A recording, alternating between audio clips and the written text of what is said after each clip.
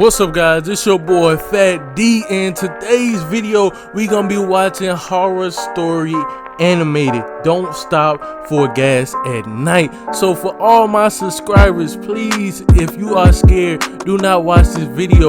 But if you are brave like me, watch this video, man. But for all my new subscribers, man, I pre-draw all my drawings. I have a new character every week. Without further ado, let's get into the video.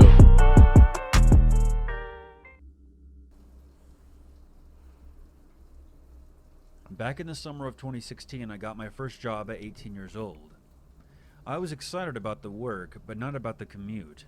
Without traffic, it was a 30-minute drive both ways, and I normally got off work around midnight, and the last thing I wanted to do was drive a half hour to get home. During the first few weeks, I was still getting used to my new routine, and one of the first things my mother told me was to keep an eye on my gas tank, and if I ever needed more, I should leave early and stop on the way, but never on my way back. I understood her concern. I was a petite 18-year-old female, and I looked even younger. But being who I was, I half forgot, half ignored that advice. Like all teens, bro. One night on my way home, I realized I legitimately didn't have enough gas in the tank to get me to my exit.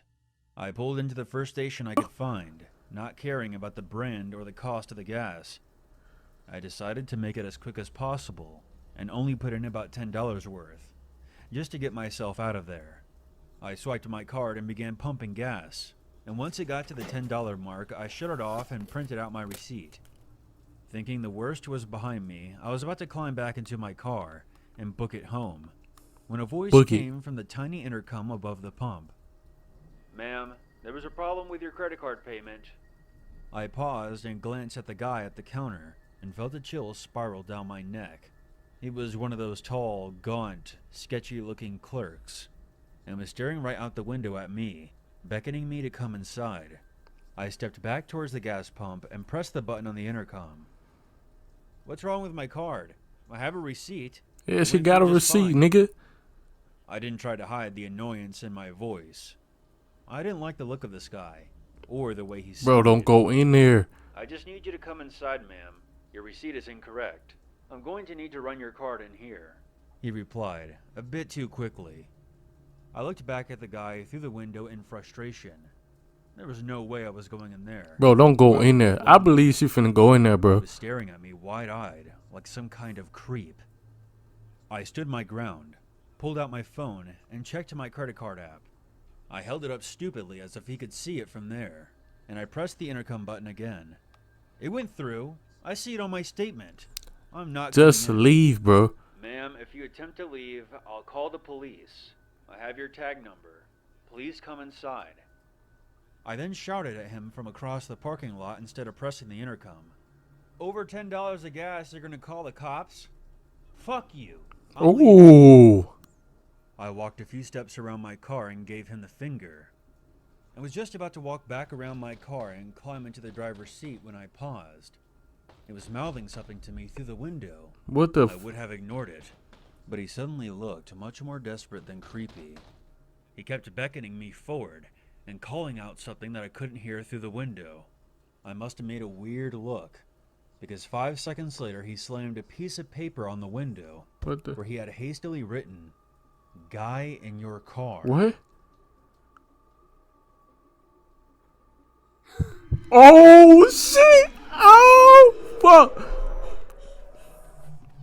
Run, girl, run! Inside the station, and once I was there, the clerk locked the door and told me to get down. He had his eyes on my car and had a gun in his hand. I squatted down behind the counter and watched the security cameras as a tall guy in sweatpants and a windbreaker nudged my back. That's crazy, bro. Slid out quickly and jogged away into the night. I started freaking out. Turns out the clerk had noticed the guy hanging around the side of the building on the monitors. And as soon as I That's pulled in, crazy. he made a beeline for my car.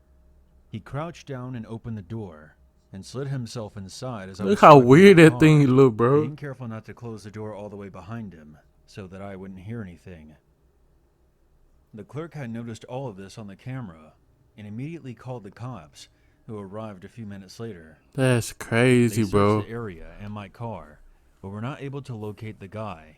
or anything that would lead back to him. The gas station clerk probably saved my life. And because I was who just knows telling what her would not happen to if I go had in driven there. off with that stranger in the back seat. I think the lesson here is obvious. It's not enough to be cautious. You have to stay alert as well. Be suspicious, Right. but not stupid. And always listen to your mom. Listen to your mama, y'all. But that's it for this video, man, bro. That was crazy, bro. Like, I'm telling her not to go in the store because I believe the guy that's in the store is crazy, but it turned out to be someone else in her car, bro. That's some scary stuff right there, bro. Man, just take this video as an example, bro. Do not go to the gas station late at night, bro. But it's your boy 2DK, man. If y'all like this video, man, please like, comment, and subscribe. And I will be back with more videos. Peace.